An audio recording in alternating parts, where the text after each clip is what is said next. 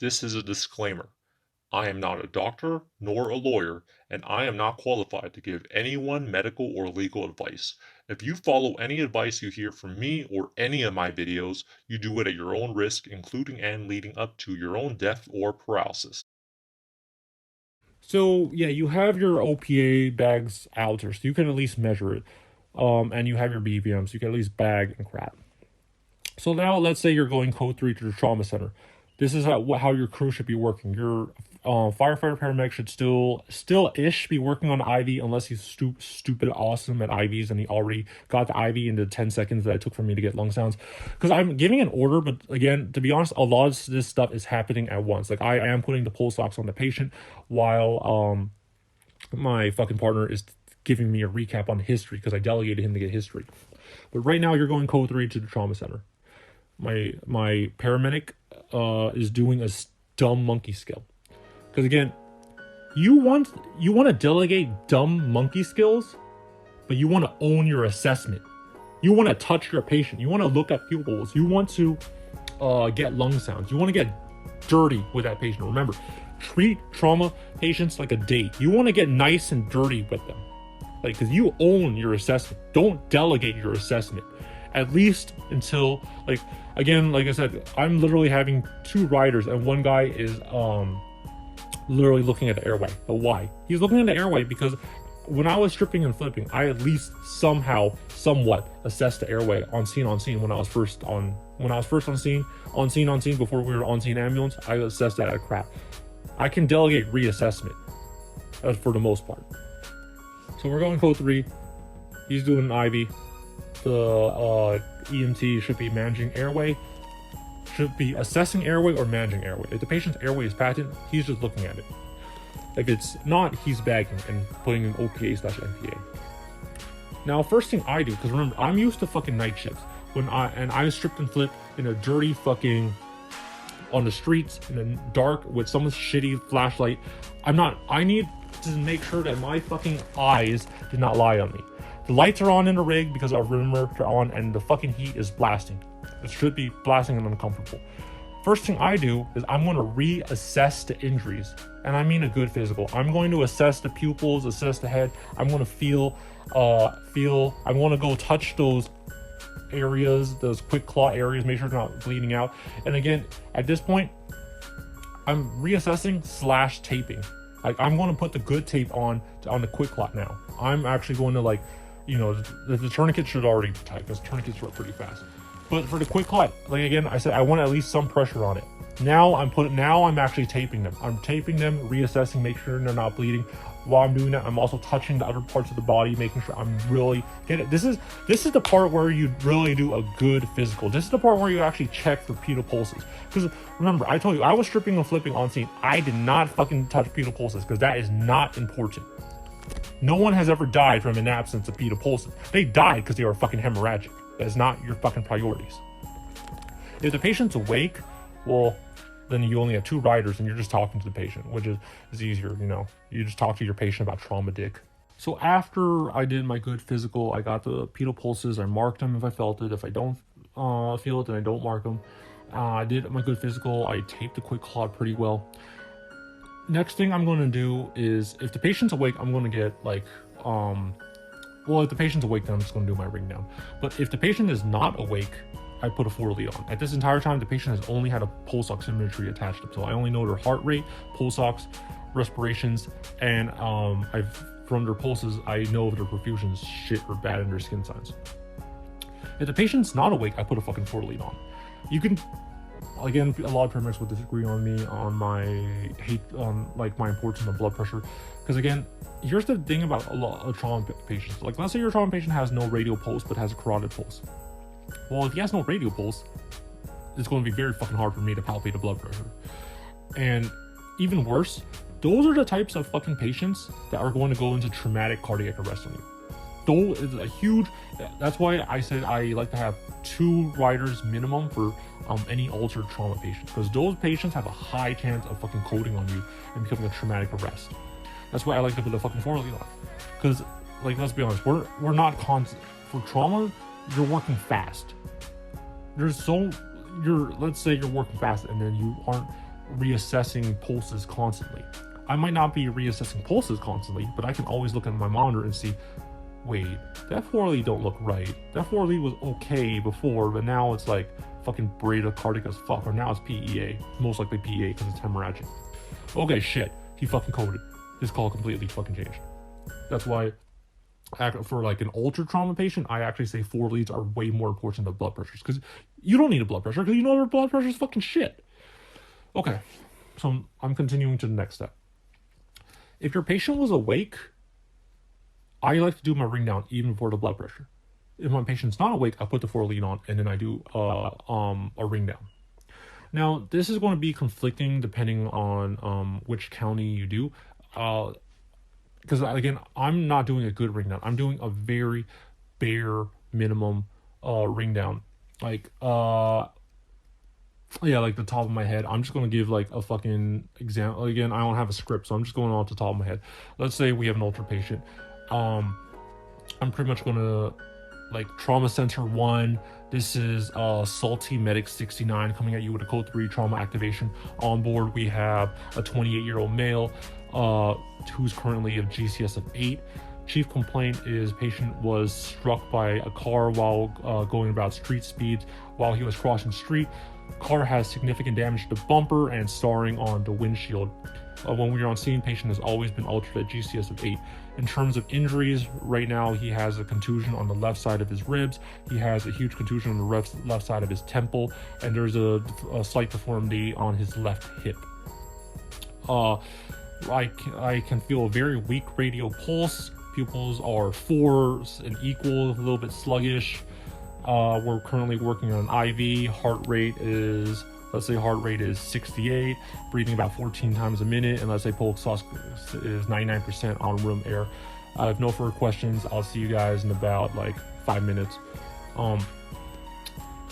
Again, no, I didn't even give a fucking blood pressure, but I did say he has weak radial pulses. I just say that in my ring down. And why do I mean a bare minimum ring down? Because again, this is trauma. So you just kind of, MIVT for your fucking format. But other than that, why I give a bare minimum. So this goes again with different counties that I've experienced, and different counties work their radios differently. The best county that I was in, the best county that I've seen work that had the best radios, from shadowing nurses and shit. Literally, the triage nurse would have a phone in her pocket.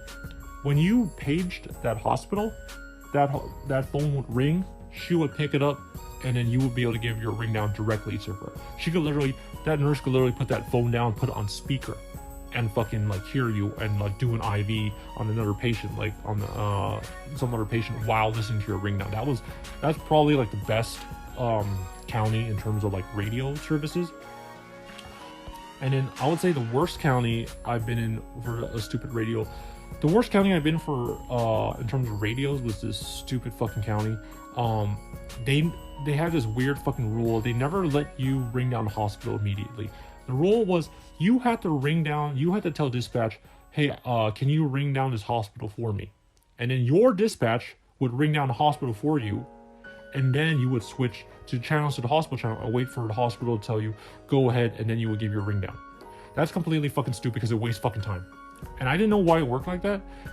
I was like, wait, why do I have to tell my dispatcher to ring them down? Why can't I directly ring down the hospital? If I could ring down the hospital directly, it would save so much time. And I was at one of the hospitals in that county, and I was just talking to a nurse, and I was testing it out. I beeped the radio to the hospital that I was in just to see which radio would come. And I was talking to the nurse who took ring downs. And her thing didn't ring, and I know she was away from the radio station. I noticed that the radio station was beeping, but no one was there. And so I was talking to the nurse, and the triage nurse who gets all the ring downs. I was like, why aren't you at the radio station? And she's like, oh yeah, I'm triage. Like I go around helping her out, and if there's a radio thing, I'm like, what if and I'm like, so if you aren't at the radio station all the time? I get it. You're triage. You're going around to different stations and helping people out and shit. But if you're not constantly at the radio station, why aren't you, like, how do you know if you get a call? And she's like, oh yeah, I have a pager on me. When your dispatch beeps my pager, I walk down to the radio station and tell you guys to like give your ring down. And I was like, that's completely fucking stupid. That completely is stupid and doesn't fucking work. Because like you have a pager that only beeps when my dispatch tells you you're going to get a call. And if I beep your hospital directly, you won't even notice it because you're not at a radio station. That is so fucking ill managed and it wastes so much fucking time. I mean, it's not. It just wastes fucking time. Now, the next county I'm going to talk about is probably going to be a normal county. How radios work in most counties, like you guys are probably like used to that and shit. So pretty much in this county, how radios work is the triage nurses at the trauma center, they carried a phone on them.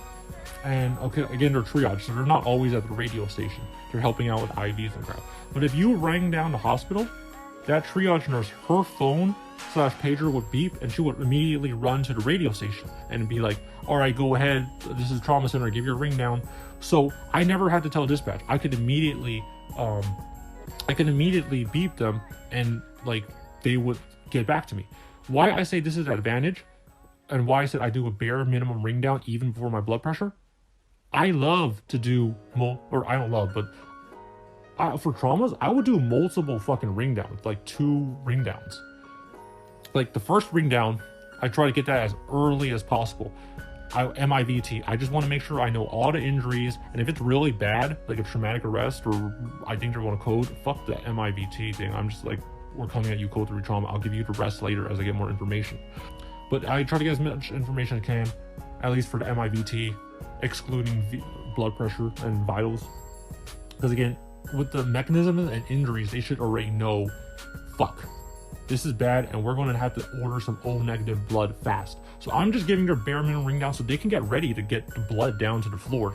They can get a trauma surgeon ready in the fucking OR and crap. I'll do like a second ring down later on as I get more shit. And if you have a stupid county where you can't ring the hospital directly, where you have to ring dispatch to constantly hit the hospital, you can't do multiple ring downs. And in my advice does not fucking help you at all. Back to the order. Sorry, I'm getting off on these stupid tangents. So I did my bare minimum ring down to the trauma center. Now I do my blood pressure. Palpate it. First blood pressure has to be palpated because it's much faster. If you can. Again, if the patient has absent radials, it's going to be super hard to palpate a blood pressure anyway, so might as well do the automatic, and take the automatic blood pressure with the grain of salt.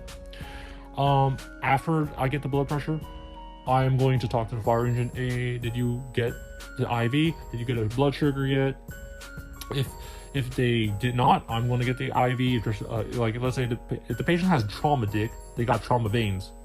So the fire engine missed the IVs.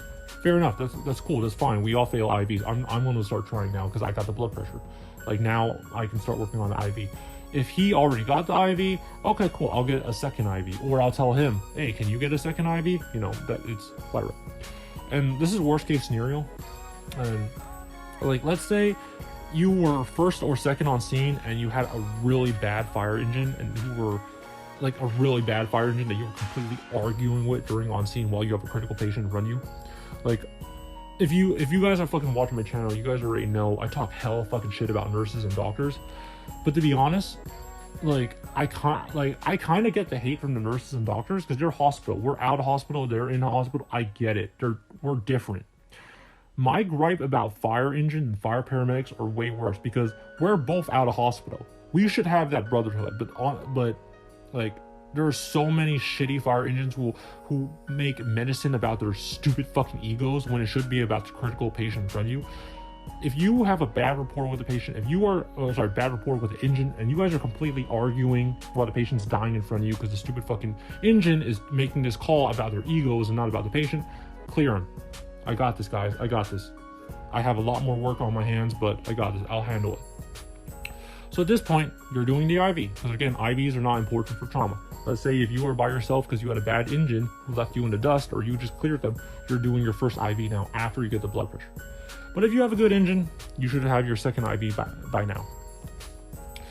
Now that you have one IV, at the minimum, you have one IV. Here are some optional shit that you can do. Again, I'm trying to keep this pretty fucking like free flowing. Because I believe that there's 1,000 ways you could run a call, 1,000 ways you could choke a chicken, whatever. But there's some optional shit that you can do. I don't care if you do it or not. And this is also depending on counties. You have an IV by now. You can get fluids if you want, or you can do permissive hypotension if you want. You can just keep the IV, no fluids if you want to do permissive hypotension, or you could administer fluids if you want. If you're administering fluids, personally for me, I do 500 milliliters max. Because again, I don't want to dilute their clotting factors too much. So I just do 500 milliliters max. Up to you how much fluids you want to give. It's not going to, help. Just don't give too much fluids because you want to fuck them up. Depending on your county and your protocols, hell, you could get fucking TXA. Next, oxygen.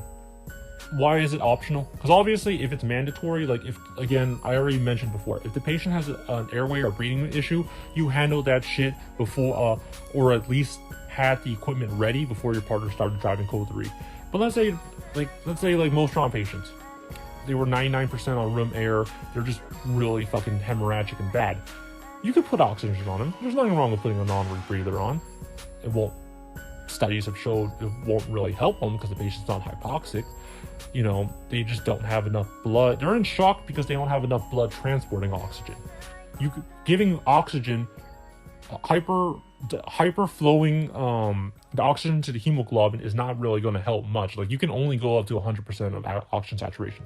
But if you want to put oxygen on, nothing wrong with that. 100% nothing wrong with that. More optional shit you could honestly do. Let's say this is chest trauma. You could fucking do a 12 lead.